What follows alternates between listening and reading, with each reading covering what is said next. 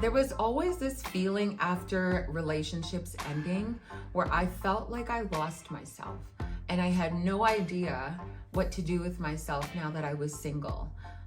Tip number 5 is going to be a self-discovery journey, because usually we oftentimes are so infatuated by somebody that we get so entwined with their life, their goals, their dreams, that we oftentimes forget about ourselves, our own personal interest, our own personal goals, desires. And then when something ends, we have no idea who we are because we were following or we got off track of what we were before the relationship or during the relationship.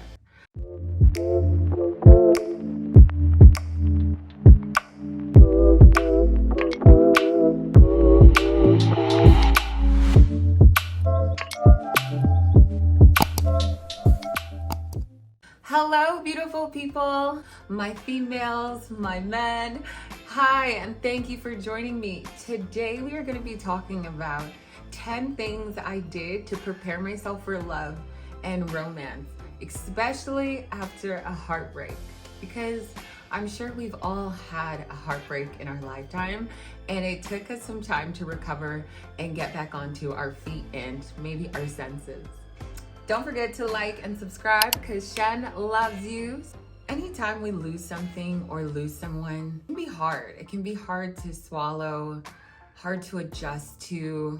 We now have to see life differently without this person or this item or thing, whatever we have lost.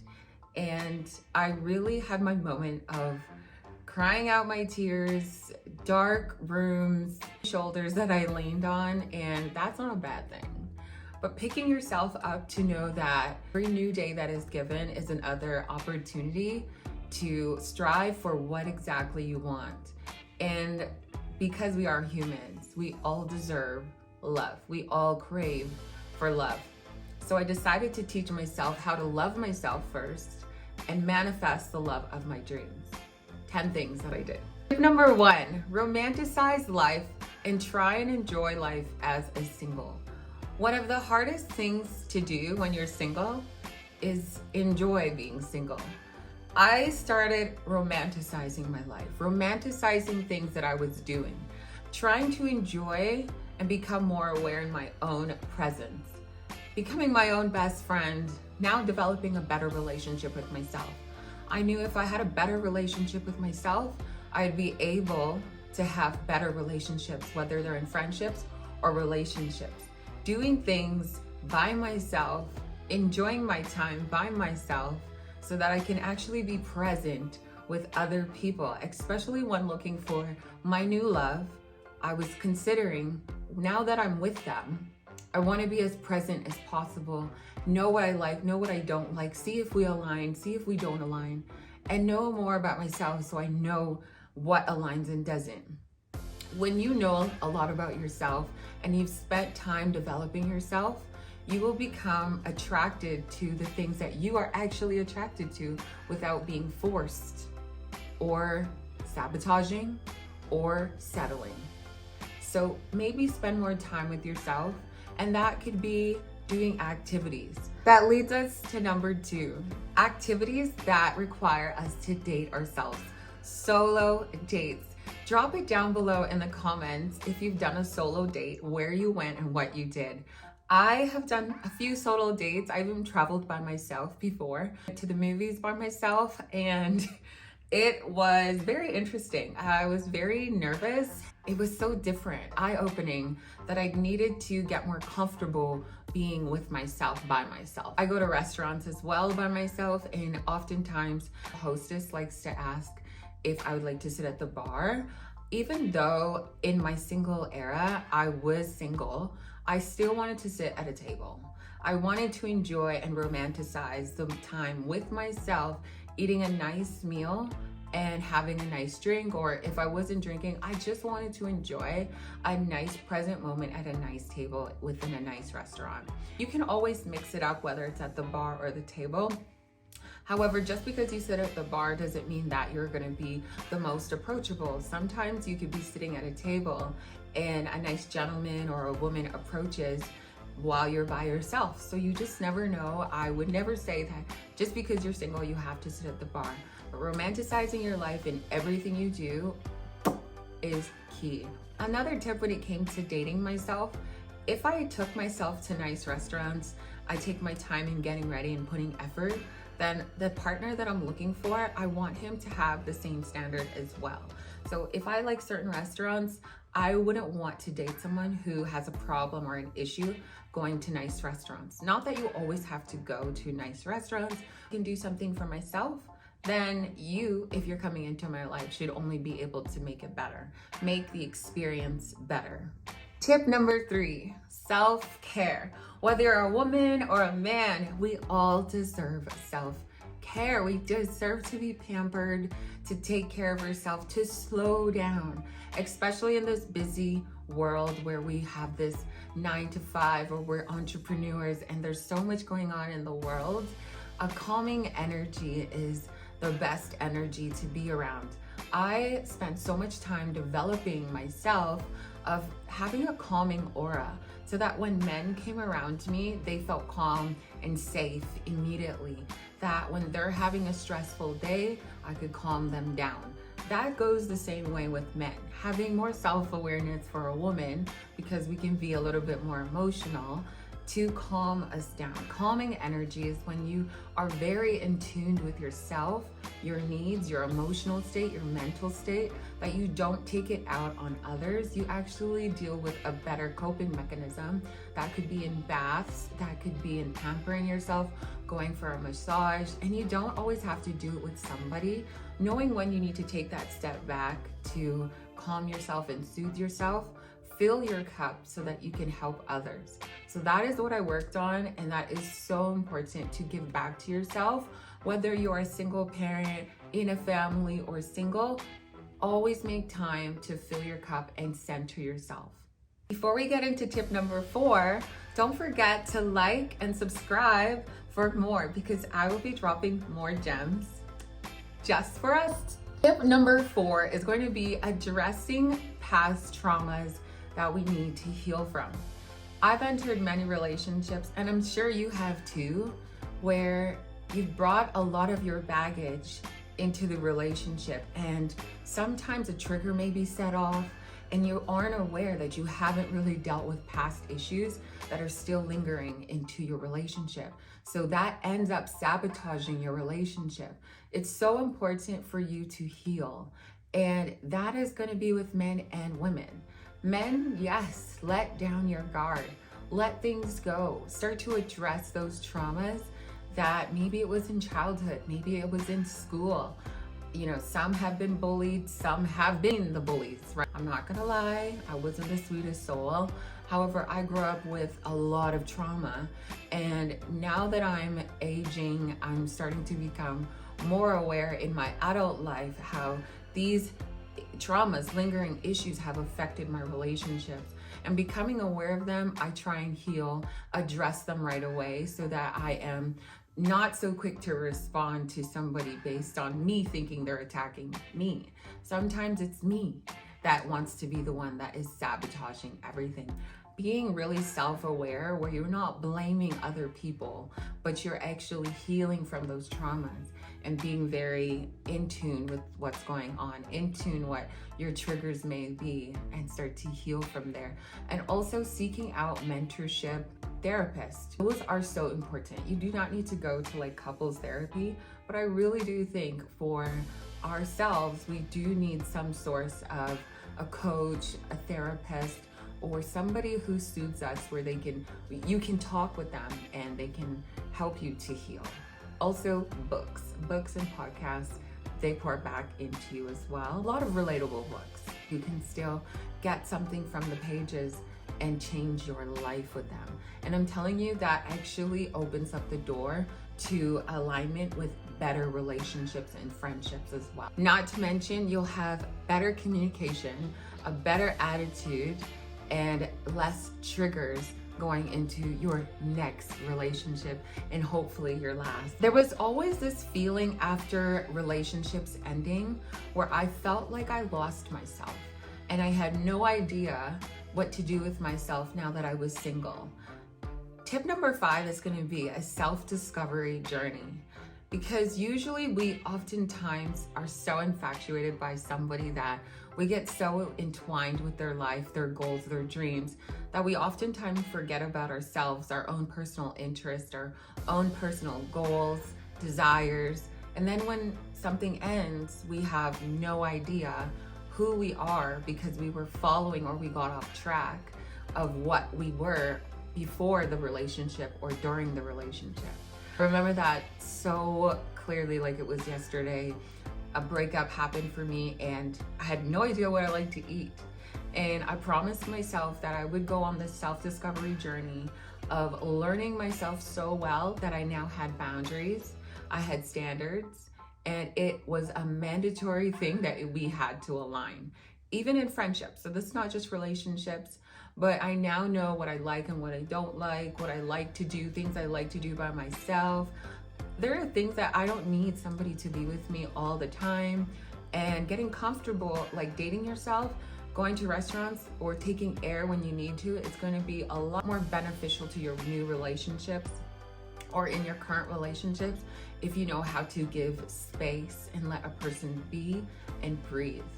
I had no idea what I liked because I wanted to be attached to somebody 24/7.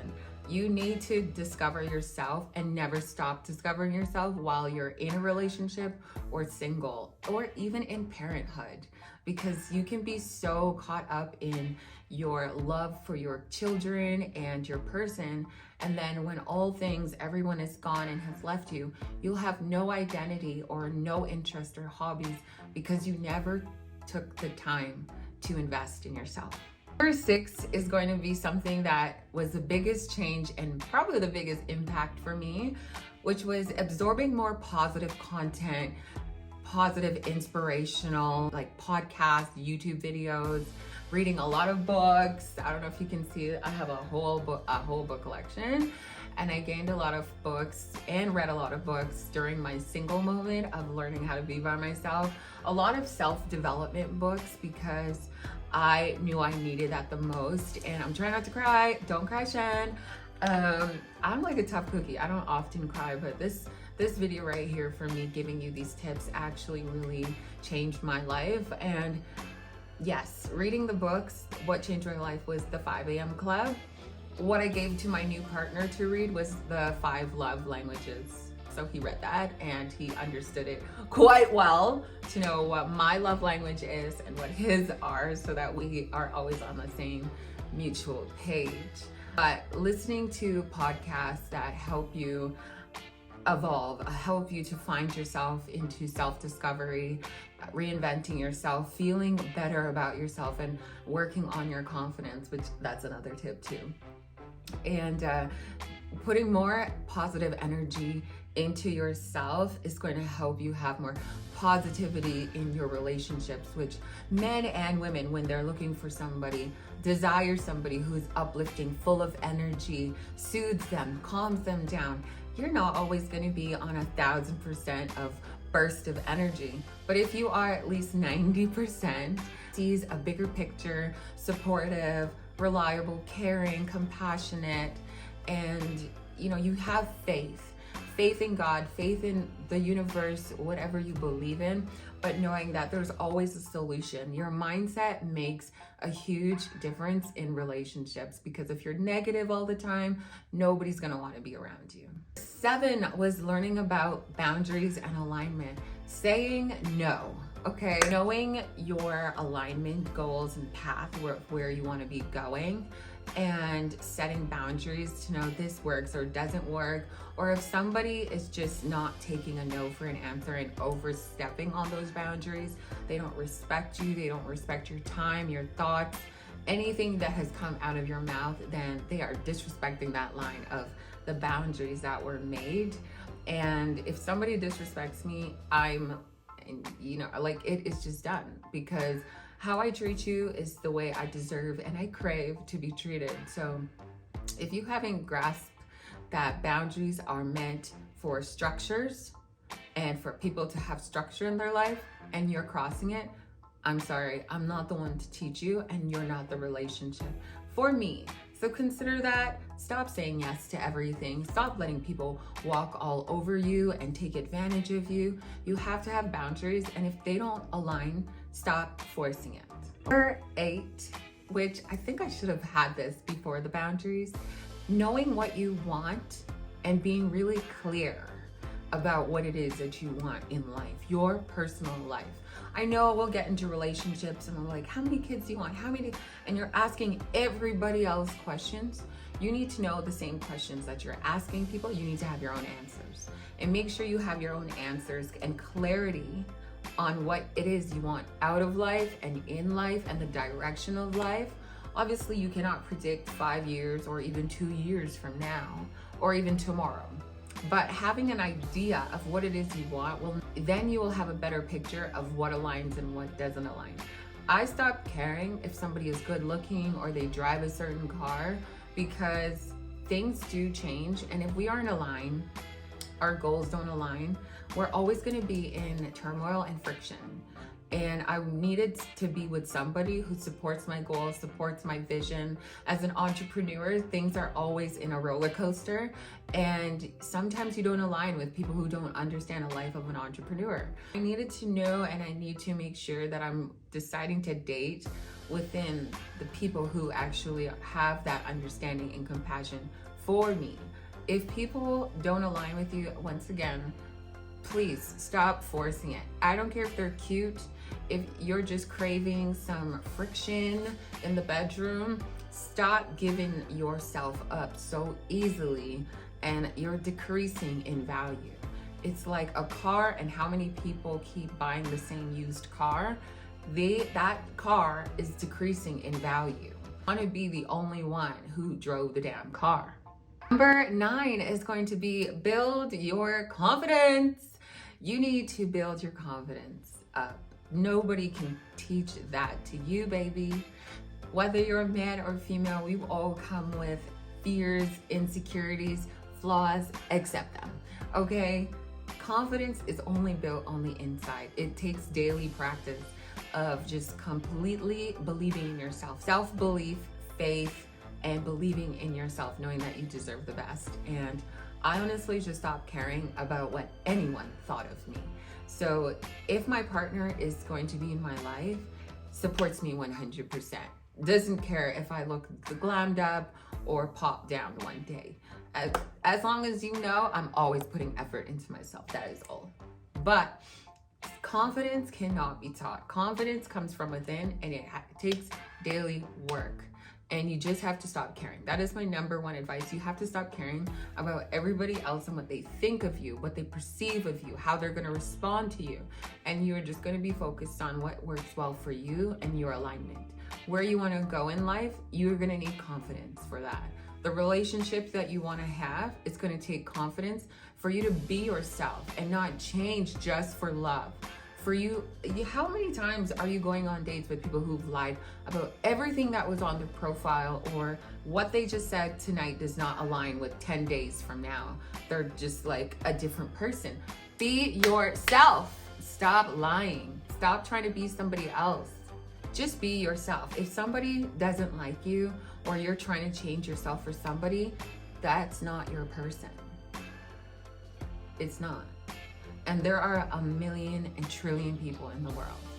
Do not change for somebody else. I'm telling you that right now. Number 10, and we're gonna leave it right here, is going to be improving your wardrobe, improving the effort that you put into yourself. I'm telling you, because a lot of people lose themselves. I've been there in relationships, and then they stop with the effort completely. I think effort is so attractive when somebody puts really good care into their hygiene, the way they carry themselves, the way they speak, how they smell, baby. You see the perfume back there. It is just everything. Effort is gorgeous, because when I have that effort for myself, I'm looking for somebody who's gonna have the effort for themselves, but effort to put back into me, okay? So it works both ways. And if somebody has effort for themselves, they're gonna be good to you. That is if they're not all into their ego, because I've dated somebody before that was just all ego-based, shallow, and I was like, I'm never doing this again. you got to be down to earth and humble, but still take care of yourself.